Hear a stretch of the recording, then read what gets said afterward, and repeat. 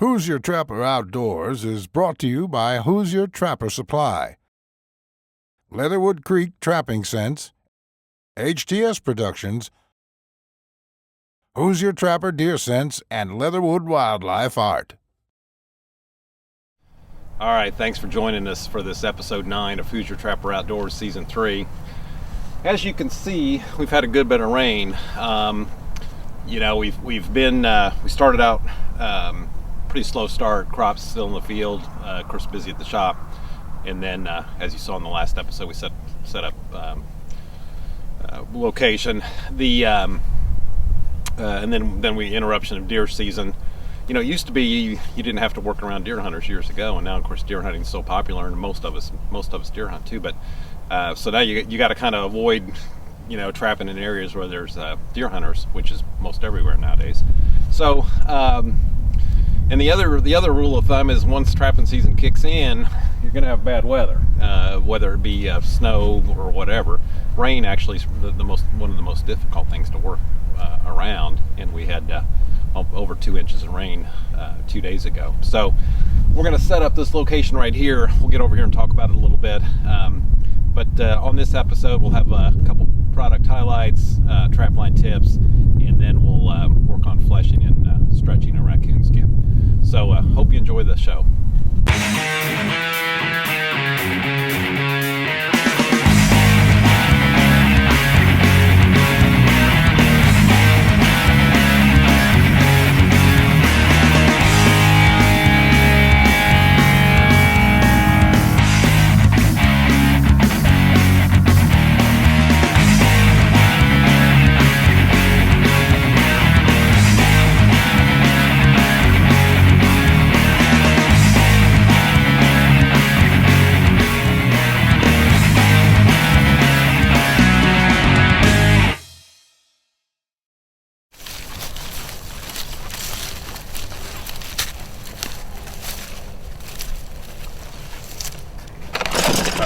As I said, we had 2 inches of rain last night. I'm going to put a dirt hole in right here, and I'll explain the setup here in just a minute. But despite whatever stake you use, we got to deal with this ground being saturated with water. So we are definitely going to double stake with Berkshire disposables here.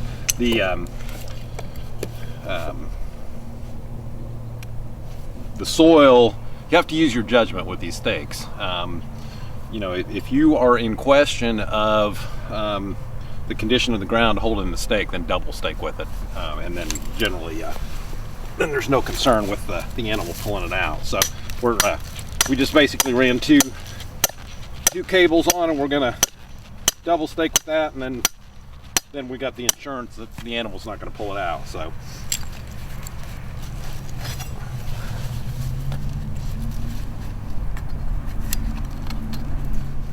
All right, we've got this location set up right here. We've got kind of I wouldn't really call it a funnel point, but it's kind of like that. We're on this corner of this woods here, and I've caught stuff here in the past, but the coyotes and red foxes both just run this edge right here, hunting, for birds, mice, squirrels, whatever. So basically, I've got a dirt hole right here on this corner, this standout location, and then there's a little bit of a tree island over here, and that's kind of, I guess, why I'm calling it a bit of a funnel. That's not really what it is. But so on that corner there, we've actually got a dirt hole set too. That was the first one that I talked about when we were talking about double staking. Both of these are double staked with cable stakes. Ground's very saturated, very wet. That'll give us the added insurance that trap's going to stay put, even with the strongest coyote. And one thing we did here, it doesn't always work, but it definitely helps, with some issues, is we put, because we're on the edge of this woods here, and there's coons in here and possums and running this edge too, we put 2 dog proofs nearby. We've got one right here to my right, and then we put one around the corner here to my left. And hopefully, and it does work, but not always, but hopefully that'll keep the coons and possums out of these dirt hole sets. It certainly is a lot easier to deal with remaking that dog proof with either one of those two animals than it is to remake a dirt hole set, particularly with the ground being this muddy. When you do that, and because it is so close to the dirt hole, we've got marshmallows in there, and then we use trailing sap, sweet trailing sap. Typically, in this scenario, I would stay away from attractants that would be particularly interested in, the coyotes or foxes would be particularly interested in. Now, true, that may have some curiosity to it, but in general, that's not really attractive to a canine. So, hopefully, we can head off that stuff getting into these dirt holes. So, that's kind of a good thing to do. Certainly, there's nothing wrong with catching coons, but if we can keep them out of the dirt hole, all the better. So that's kind of the setup here. Like I said, we've kind of got this landmark location with this tree island up here, and then of course this corner right here with the dirt hole. So I think we pretty much got this area covered.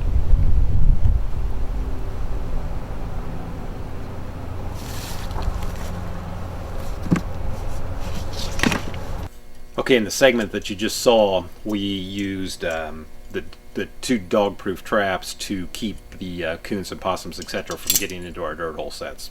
Like I said, it doesn't work all the time, but it does help, and in some cases, it definitely works. We were using the coon daggers made by Carlos Stevens out of Missouri. This trap is a push-pull type. If you use the push-pull, you are more likely to catch possums. So, certainly, I'm partial to that anyways, but certainly in the scenario when you're trying to keep that other stuff out of your coyote and fox sets, the push-pull is a good choice. One thing that Carlos offers now is he's got a powder-coated black version, and nice trap. Same trap, just powder-coated, so you can go set it, just right out of the box. I think they're about $5 more a dozen, so they're not expensive and well made, American made. All right, coming up in the next segment, we're going to do a follow-up on the 3 sets that we showed in episode 8. We had the 2 dirt holes and then the somewhat blended flat set. So we're going to kind of give you kind of what happened with those 3 sets, and that'll be in the next segment. Well, that's an ugly one.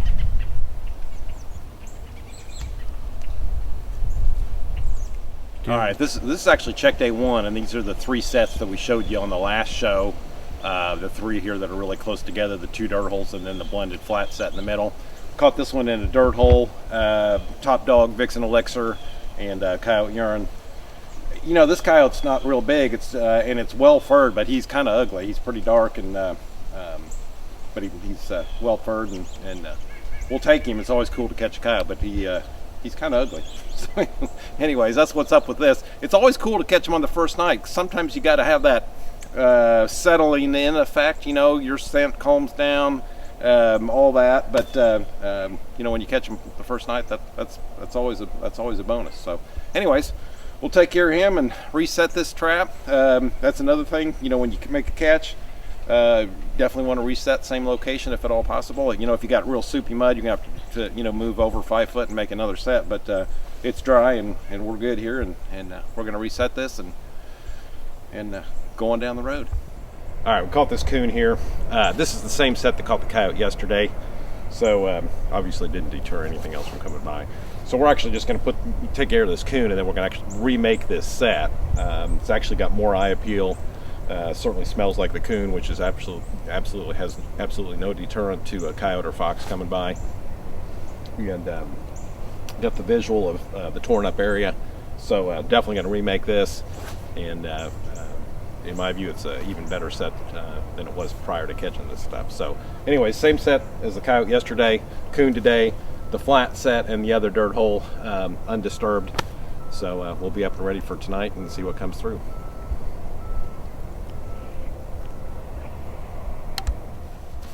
All right, I'm gonna remake this set. Number 2 Bridger here, pop the coon in. Offset jaw, no issue with the, holds the coon just fine. People are concerned about that. Anyways, we've got blood here. I tell you what, it doesn't really bother me. If it bothers you, get rid of it. If it, we just kind of throw some stuff on top of it. whatever comes by here knew that what's going on. You can't, their sense of smell and senses of the area, they're well aware. So if you remove that blood, you can't remove all of it. So it's still here to a, at some level. So if it bothers you, pick it up and throw it in the woods, or away from the set. Otherwise, like I said, we just cover it up like that. So whatever you do, you can't really hide what happened here. So obviously you want the coyote or fox's attention right here at the set as far as your lure bait and urine. But whatever else occurred here, you really can't control. Once something happened, it's kind of like your human scent. You can do whatever you can to be sensible about not leaving human scent, but it's here. And the whole thing is, I talked about a couple days ago about the set settling in, the human scent dissipating. But generally, in most farming areas, coyotes are used to smelling human scent. It's not foreign to them. Certainly they know that that's something that's going to set their senses off, but just got to do the best you can, be sensible about it. But anyways, I wear leather gloves. I don't wear rubber gloves. I do wear them just for trapping. But anyways, we're going to get this set remade and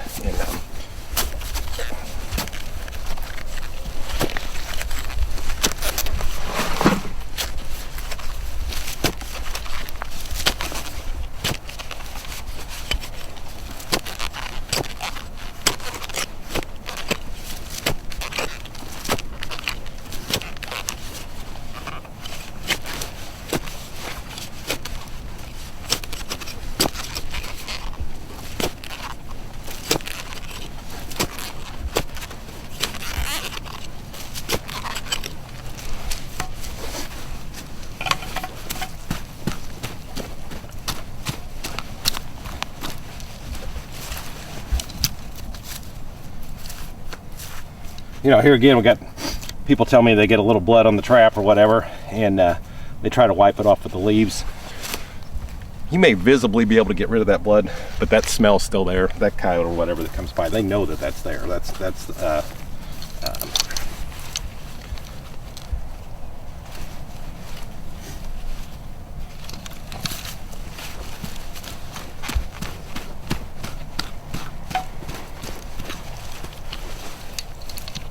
You can't fool them in that respect, I guess is what I'm telling you.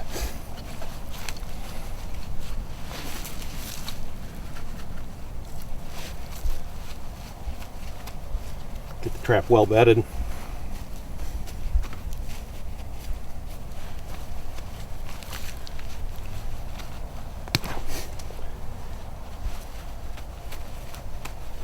I always put the dog of the trap at about 2 o'clock.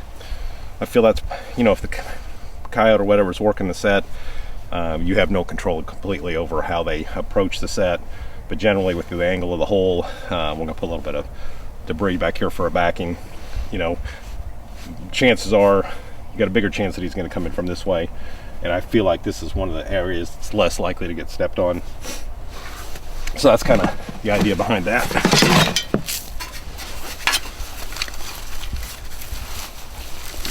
And usually we can find our pan cover, and there it is right there. Just pick it up and use it again.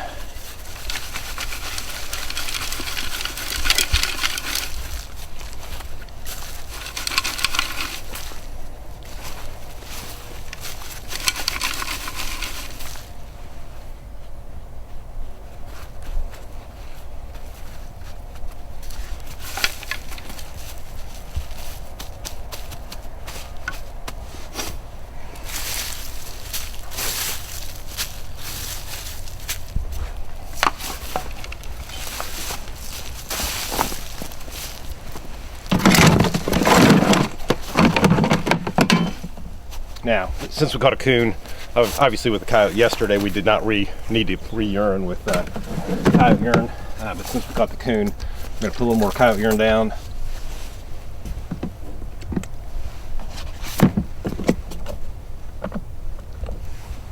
And we have Vicks and Elixir on this set. We're going to put the same on.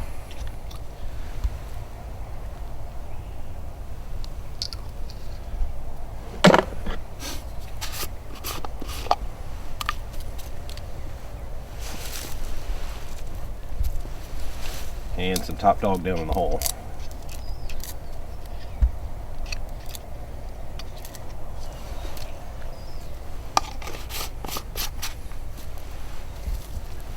Stick it down there a little bit further.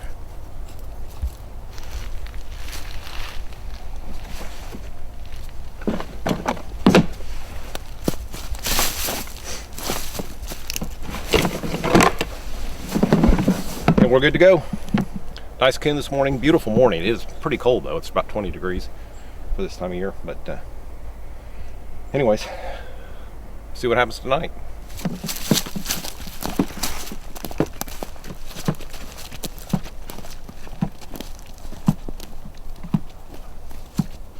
Okay, here we are.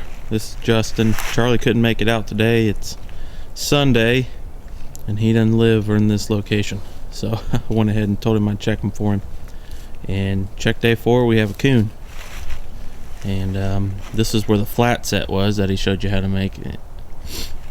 We got a dirt hole about, well, you can actually see the catch circle about 15 yards away over here. Then about 15 yards on the other direction. There's another dirt hole. There was some activity on it, but nothing ever fully committed. It could have been this coon, not really sure. Couldn't tell. But we're gonna take care of him and reset this flat set just pretty much just like Charlie did when he showed you in that last remake. I'm just gonna take care of him, not worry too much about the blood, reset the trap, bed it good. We got 2 to 3 inches of snow coming tonight, so we're gonna see what happens tomorrow morning with the weather coming in.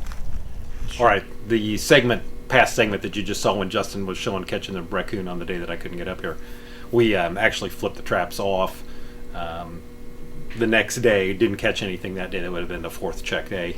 The deer season was coming in. Justin was going to be deer hunting in there, so we kind of wanted to, not go in and out of there and mess up his deer hunting. So we flipped those traps off. But basically the scenario was coyote the first night, coon the second night, coon the third night, and then the 4th night we didn't catch anything, and then we set them, flipped them off.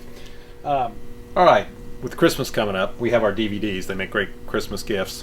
Of course, we've got our original coyote trapping, making sense of it all, start to finish coyote instruction, 2 hours long. And then we also have our Show Me the Money, professional fur handling, and it's almost 5 hours long. It walk you through all fur bearers on put up and how to get them ready for market. And then we also have season 1 of Hoosier Trapper Outdoors on DVD. And then we also have season 2 on the trap line, which is season 2 of Hoosier Trapper Outdoors. We also have our DVDs packaged in kind of 3 options. We've got the Coyote Trapping Hoosier Trapper Outdoors season 1 and Show Me the Money. You can get all 3 of those for $49.95. And then we have the Coyote Trapping, Show Me the Money, and then the 2nd season of Hoosier Trapper Outdoors on the line, and that one's $59.95. And then we also have where you can get all 4 of them, which would be the Coyote Trapping, Show Me the Money, Fur Handling, Hoosier Trapper Outdoors Season 1, and Hoosier Trapper Outdoors Season 2, which is called On the Trap Line. And you can get all 4 of those for $64.95. So if you buy the packages, definitely save some money.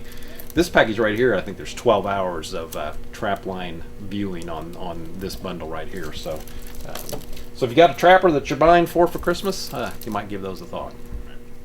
For this segment, we're gonna scrape a raccoon. Sean caught this one yesterday. He's already got it skinned. Pretty basic on skinning these things. One thing that I'll say is when you skin them, we got people cutting clear up into the belly and having the belly fur flipped onto the back of the skin or whatever to get more length. The fur graders know that, and in fact, if you do that, they're actually downsize them anyway. So there's absolutely no reason to do it. So basically, you're just going to go from the heel of the foot across below the vent, and then up to the other heel of the foot. That's the cut that you're going to make. So like anything else, you want to make sure you got all the burrs and mud clods and everything out of the fur before you scrape it. If you hit something that's hard like that, you will cut a hole in the skin. Obviously you want to do that before you actually skin the animal, but it's always a good idea to check it again before you scrape it. So once we've done that. Also, you want to make sure the fur's dry, and ideally it's better to dry the coon when it's still in the carcass. We put stuff up on milk crates and then get fans going, and that'll get it dried out really quickly. So anyways, that's what I'm gonna do. Let me pull this nail out just a little bit here. Okay, on this fleshing beam here, it's just an old poplar log, but any fleshing beam will work. Typically, the skin on top of the beam gives you some cushion. If you can run your beam in the skin, but then you don't have any extra give below. You're basically skin against a beam. This one right here, you're skin against skin, and then against the beam. So you do have a little bit of cushion there. Just got a nail in the end here to hold the nose, and I always start on the side. The belly is the easiest. This strip down the back is the most difficult. So if you start on the side, you kind of get you can work on both of them at the same time. And we're concerned about the ears down. We don't really need to worry about the head as long as there's no big clumps of fat or tissue or whatever on the head, which there are not. So I'm going to start up here at the top.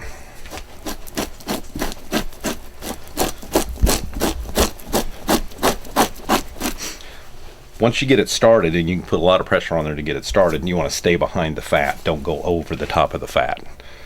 Stay behind the fat. If you go over it, you're going to get it all slicked up, and it's harder to get a hold of it to pull it off, to scrape it off. So, and I'm using the scraping edge. This is the dull edge of the knife.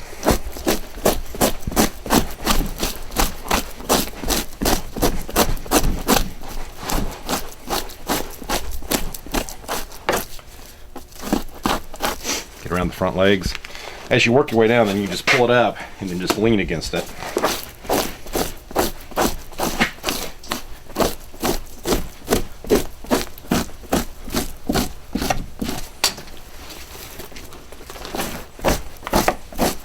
Just keep working it down.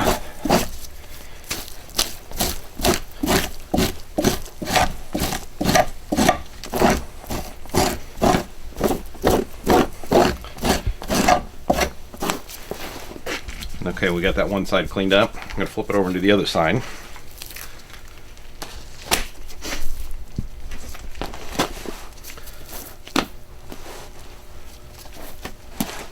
Same thing.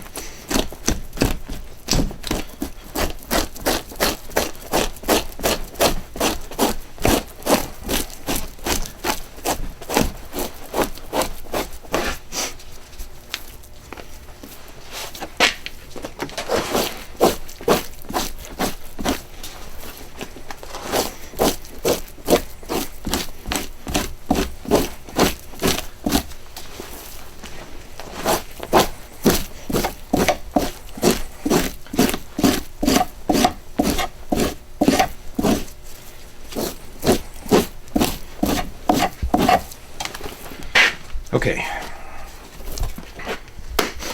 at this point the belly's done, and then we just got this little strip down the back of the skin.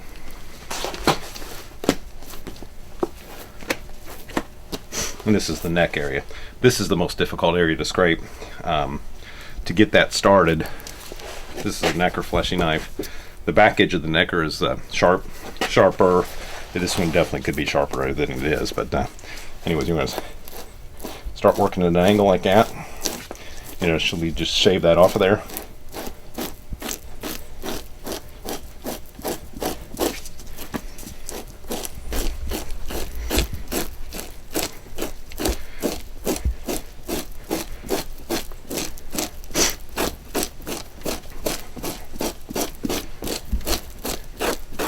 And generally, once you get it to the point you'll have to use your judgment, you can just push the rest of it off.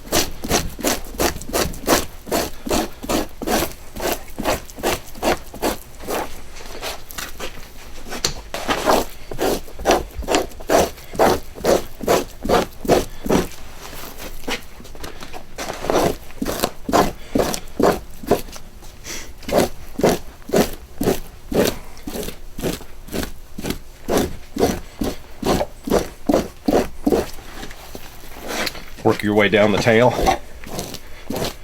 The tail is one of the last areas that actually dries, so you want to definitely work that fat off of there. For those of you that, and all of us do it, but for those of you that occasionally pop a tail off or whatever, it makes no difference in terms of price if the tail's on the skin or not. It does look nicer if it's on there, So you want to, you want to take care of it best you can. And that is basically it. All right, we're going to get this coon on a stretcher. Whether you use wood or wire is up to you. The auction companies are definitely pushing for people to use wood, more for the uniform stretch. One big thing about wire is they've got to be clean. They can't be rusty. And I can tell you firsthand, if that stretcher actually has rust on it, it stains the fur and it will not come out in the tan. So, if you use wire, you definitely got to make sure that they're clean of rust. There's no rust on them at all. So we are going to put this coon on wood. This is a 7.5-inch based board, and went ahead and put the. They're starting to get a little blurry, but the 24 inches for a large, 27 for an XL. This is kind of the magic size. Anything 27 and above is usually you're in pretty good shape. This coon right here, even on a really good market, is a tough coon to sell, and they usually don't bring very much. It's pretty small. 3XL at 29, and then a 4XL and a 5XL. So typically, when we go with the 7.5-inch board, northern coons are going to use 8.5-inch board. And then in the south, you might go down to a 6 3/4 or 7-inch board. The skinnier that you go, the fur grader immediately is going to think southern coon. And a big mistake that people use here in the Midwest is they use a board that's too thin. So when the fur grader sees it, he automatically thinks it's going to be a Tennessee or further south coon. So it's never a good idea to stretch your skins too thin. The other thing is, if they get too thin, and you're trying to get length out of them, when they grade them, they're going to drop them down a size or two anyway. So you're not pulling any, you're not, just because you're making it long doesn't mean that it's going to fit into that actual grade. So anyways, if you got the proper size boards, then you can follow your measurements here.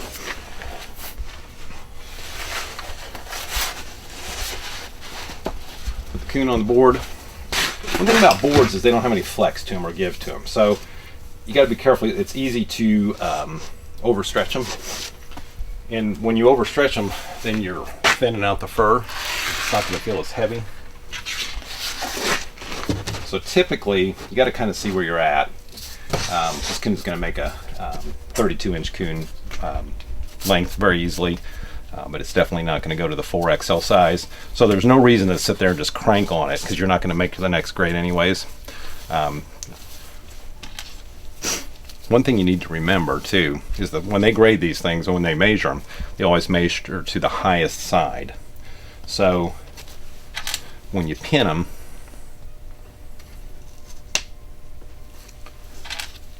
you want to make sure that you can do this easily on a board too, where on a wire stretcher it's more difficult. You want to make sure that this is all flattened down here, so you've got an even measuring point.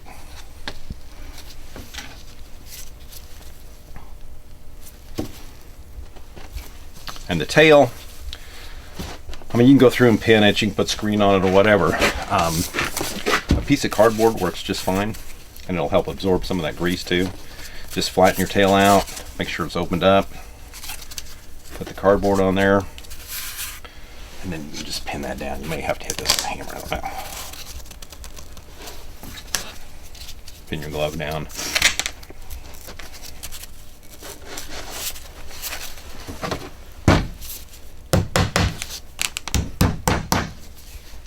Like that. On the belly side, and you can see there's some give here, and that's just fine. That'll dry flat, and with that way we didn't pull that fur because we didn't need to, because we couldn't make this next line anyways. And I'm going to pull these. This is your back leg right here. Pull this down like this.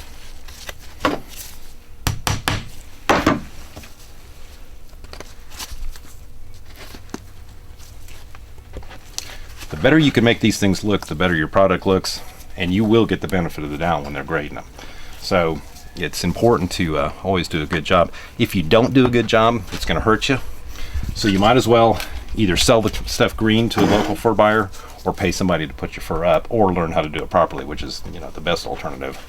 But it will definitely cost you if you don't do a good job.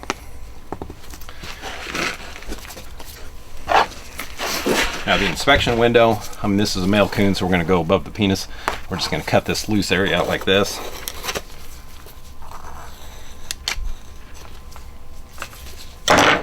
cut these front legs back a little bit. And one thing you always got to watch on the front legs of any animal is if it goes against the skin like that, so you got skin against skin, it'll possibly spoil into there. So you want to keep those short. Do not, like when you're doing fox or coyote, you can get by with putting borax on there. Do not put any borax, salt, or anything on these skins because it discolors them, and they'll automatically go as a second quality. So definitely don't want to put anything on there. So got a coon that's well scraped, excellent clean leather, fully primed from the ears down is the area that we're giving attention to. We're not concerned about scraping the head. All that's on the head's red membrane. There's never any fat. There'll be like a glub of like a gland or whatever it is, the earbud area right here, that definitely needs to come off. When Sean skinned this one, he had evidently left that on the carcass. So, anyways, that's it basically on these coons. One thing that when you use a wood stretcher, you have to use belly board. Put that in there. Don't forget to put it in there, otherwise you won't get the skin off the stretcher. So when that dries, this is going to shrink. And then when you pull this out, it gives you enough slack on that skin to get that skin off the board. So, anyways, don't forget to put that in. So we're good to go. Got a good looking product. Definitely this coon potentially would bring as much as it can possibly bring for the color that it is and fur density, etc. So the handling job, is presenting itself as a good product. Just show you the floor here at Hoosier Trapper. It's deer season, as most of you know. We do taxidermy, so we got some skinning to do on some deer heads today. Sean, get to work. That's me. All right. Hey, one thing I want to say: when I scrape that coon, I have literally scraped thousands of coons. I've scraped 5,000-6,000 coon in a season. So, for those of you that haven't, or you're learning to scrape coons, you got to develop the technique. It will not be as easy as what I made that look. Probably. So don't get frustrated. It's not difficult to develop that technique.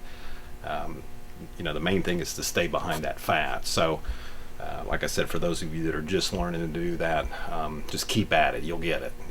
But it's technique is what that comes down to. One thing I want to talk about for just 1 second is that this is November 2014. We just, as all of you know, the fur market is not that great right now. A year ago we were looking at an excellent market, and it kind of started to deteriorate. So right now we get calls all the time, about what it's worth, and unfortunately there's no specific answer for it at this time. So the markets on the international auctions really don't start until next year. The spring, be late winter of 2014, 2015. So the first actual sales will start like in January of 2015. So that's when the markets are more established. I mean, there's a lot of educated guesses out there as to how this will end up, but there's no 100% way to know. Nobody's got a complete crystal ball. At this point, there's no reason to get in any hurry to sell fur. The market's down. I mean, it's definitely a buyer's market. In other words, those guys all lost money last year, the local fur buyers. I mean, they had a tough year, and there is no reason for them to just jump in and speculate and push the market and pay a lot for fur, because for one thing, they lost money that they're going to try to recoup from a year ago. The other thing is there's no real reason to do that. So I don't get in a hurry to sell any fur. I would wait. You have nothing to lose. Most of us don't do it because we need gas money daily or whatever. So I would easily wait until mid to late January before I'd start selling fur. So whether you sell it at a local fur buyer, a trapper auction, or you ship to an international auction, at this point, I would wait. There's no reason to go sell fur at a local fur buyer at this time. So, anyways, hope you enjoy the show this week. Remember, we do have our catalog. You can give us a call here at the shop, 317-881-3075. You can go to our website, HoosierTrapperSupply.com. and you can request a catalog on the site, or you can actually even print one on the site if you would like. So it's got everything that you need for trapping, fur handling, and it has our deer scent in it also. Be sure to join us for our next show on December 12th.